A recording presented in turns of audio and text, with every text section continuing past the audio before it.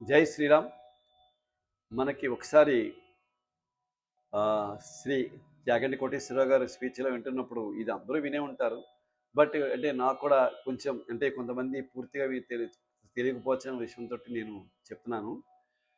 ఆయనకి ఉద్యోగం చేసుకున్న టైంలో ఒకసారి వారి అమ్మాయికి, అంటే ఇది ఒక మహిమ కాబట్టి నేను చెప్తున్నాను.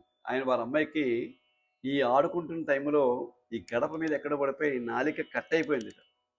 ఆ నాలిక కట్ అయిపోయిందంటే ముక్క తీసుకొచ్చి అతకాలన్నమాట. అలా కట్ అయిపోయింది. తీసుకెళ్ళి గబగబా హాస్పిటల్‌కి తీసుకెళ్తే ఆయన డాక్టర్ గారు, ఈయన తెలిసిన కోటేశ్వర గారు తెలిసిన డాక్టర్ గారు జస్ట్ స్టిచెస్ వేసి ఆ అమ్మాయిని పంపించారు. అంటే పూర్తిగా రికవర్ అయ్యి పంపించారు. కొంచెం మానిన తర్వాత కొంచెం మళ్ళీ చూస్తానమ్మా అని పంపించారు. అయితే చిన్న పాప కావాలన్న వల్ల ఆవిడ ఏం చేసిందంటే ఆడుకుంటూ పైన ఈ ఆపరేషన్ చేయడం మనకి స్టిచెస్ వేస్తారు కదా! అది ఒక దారం పైకి వేలాడుతుంటే ఆడుకుంటూ దాన్ని నోట్లో చేపెట్టి అది పీకింది.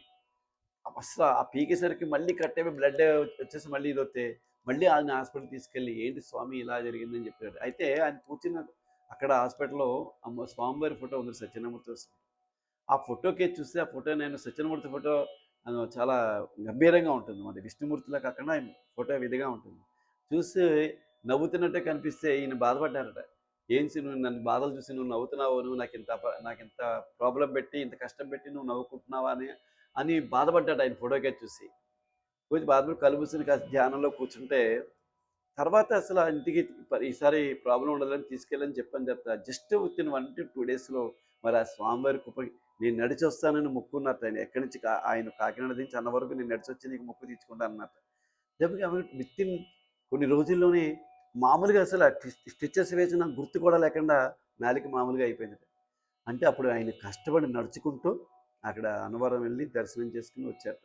సో ఏంటంటే ఇప్పుడు అలాంటి మహానుభావులు, అంత దీక్షాపరులు, అటువంటి వాళ్ళని అంత ఎక్స్పీరియన్స్ చెప్తుంటే మనం ఇంకా ఎక్కడో నమ్మడానికి ఆలోచిస్తున్న జనరేషన్ ఉన్నారు ఈ రోజుల్లో. కాబట్టి తప్పనిసరిగా మనం భగవంతుని నమ్ముకుంటే ఒకప్పుడు కాకపోయినా ఒకప్పుడు అని జరుగుతుంది. కానీ మనం ఎదురు చూడాలంతే. తప్పనిసరిగా ఆ భగవంతుని నమ్మాలని కోరుకుంటున్నాం. జై శ్రీరామ్.